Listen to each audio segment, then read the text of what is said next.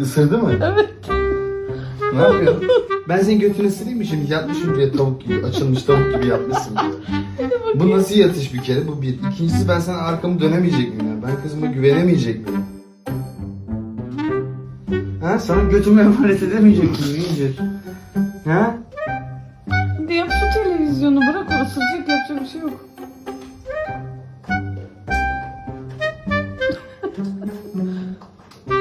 Al ısır da anam rahat etsin.